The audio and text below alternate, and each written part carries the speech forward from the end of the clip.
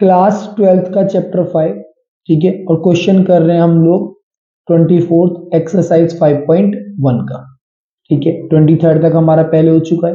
अब यहाँ पे हमें दे रखा है कि हमारे पास एक फंक्शन है जो कि ऐसे डिफाइन कर रखा है एक्स स्क्वायर साइन 1/x, जबकि x हमारा बराबर नहीं है जीरो के, और x जब हमारा जीरो के बराबर है तो क्या है, जीरो है। तो इसके लिए हमें बताना है कि ये कॉन्टिन्यूस फंक्शन है या नहीं है, ठीक। डिटरमाइन करना है तो यानी चेक करना है हमें। तो यहाँ पे हमने लेट किया कि के हमारे पास कोई रियल नंबर है। सॉल्यूशन करते हैं इसका। लेट के बी एनी रियल नंबर, ठीक है।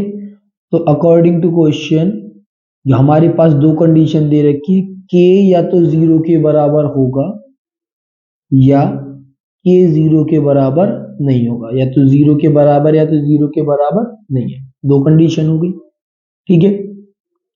अब हम अपने इस फंक्शन को ना दो बारी चेक करेंगे। कब चेक करेंगे? एक बारी के जीरो पे और एक के जीरो के बराबर नहीं पे। तो पहले हमने लिया फर्स्ट केस, और फर्स्ट केस में हमने लिया कि हमारा जो के है वो जीरो के बराबर नहीं है, तो ये वाला बनेगा हमारे पास। तो एफ ऑफ के आ गया हमारे पास के स्क्वायर साइन 1/k। उसके बाद हम लिमिट चेक करेंगे, limit x tends to k F x.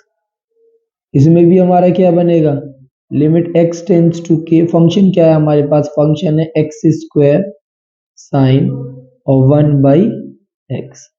के लिमिट पुट कर देंगे तो ये आ गया हमारे पास के स्क्वायर साइन 1/k। अब यहाँ पे हमारे पास limit x tends to k और फंक्शन ऑफ k, दोनों चीजें आपस में क्या आ गई हैं, बराबर आ गई। तो हमारा जो फंक्शन है वो कॉन्टिन्यूस हो जाएगा। किस वाले केस में? इफ के बराबर नहीं होगा जीरो। पहला वाला पार्ट हमारा कंप्लीट हो गया।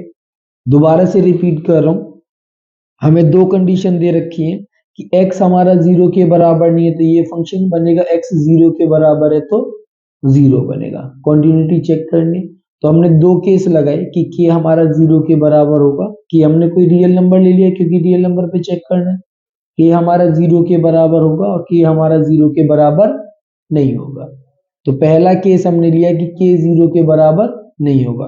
तो हमारे पास फंक्शन क्या है, एक्स स्क्वायर साइन 1/x है। तो हमने चेक किया, एक बारी के पे चेक किया और एक बारी उसकी लिमिट चेक करी, दोनों केस पे बराबर आ गया तो फंक्शन क्या हो गया हमारा, कॉन्टिन्यूस हो गया, ठीक। अब हमें लगानी है दूसरी कंडीशन, ठीक है। दूसरी कंडीशन क्या है कि if k is equals to zero, ये हमारे पास सेकंड केस लगाया कि k हमारा बराबर है जीरो, ठीक है। इसके लिए हमने सबसे पहले चेक किया f ऑफ जीरो, तो उसकी वैल्यू क्या आ गई हमारे पास, जीरो आ गई। अब हम चेक करेंगे LHS, ठीक, यानी कि लेफ्ट हैंड लिमिट। और लिमिट क्या आ जाएगी हमारे पास, x टेंड्स टू जीरो से छोटा।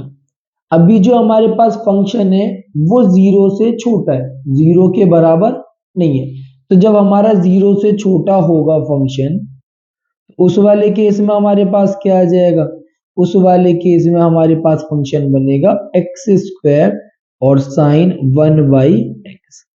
क्यों बनेगा? क्योंकि जीरो हमारे पास कब बन रहा है, जब बराबर है। जीरो के बराबर नहीं है तो क्या है, ये यहाँ पे कंडीशन क्या दे रखी है हमें कि LHL है, यानी x जो है जीरो से छोटा है। तो जीरो से छोटा हो चाहे बड़ा हो, लेकिन जीरो के बराबर नहीं होना चाहिए। तो उस वाले केस में क्या आ जाएगा, एक्स स्क्वायर साइन 1/x आ जाएगा। तो इसीलिए हमने फंक्शन क्या लिया, एक्स स्क्वायर और साइन 1/x लिया। अब एक्स स्क्वायर साइन 1/x में हमारे पास दो फंक्शन, एक फंक्शन हो गया हमारे पास एक्स स्क्वायर और एक फंक्शन हो गया हमारे पास साइन 1/x, ठीक है ना। तो यहाँ पे जब हम लिमिट पुट करेंगे, अपनी लिमिट कितनी दे रखी है हमें, जीरो दे रखी है, और साइन की रेंज कहाँ से कहाँ तक होती है हमारे पास, -π/2 से प्लस +π/2 तक, और ये हमें क्या दे रखा है, 0 दे रखा है।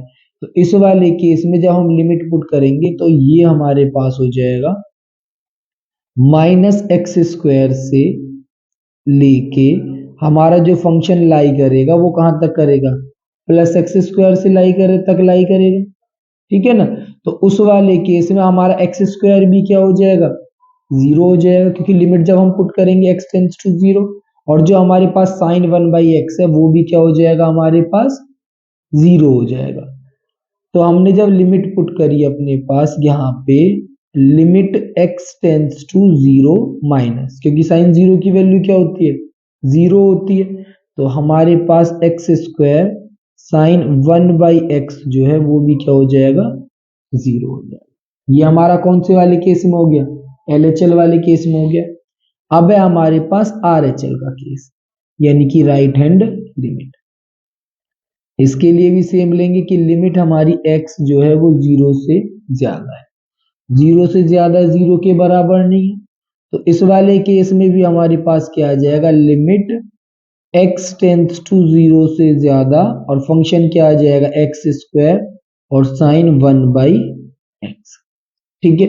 जैसे यहाँ पे हमारे पास रेंज जो थी वो -1 से लेके +1 तक थी, सेम इस वाले केस में बनेगी, तो ये भी हमारे पास क्या आ जाएगा, 0 आ जाएगा। अब देखो f0 भी 0 आ गया, LHL भी 0 आ गया, और RHL भी 0 आ गया। Here f0 is equals to LHL is equals to RHL।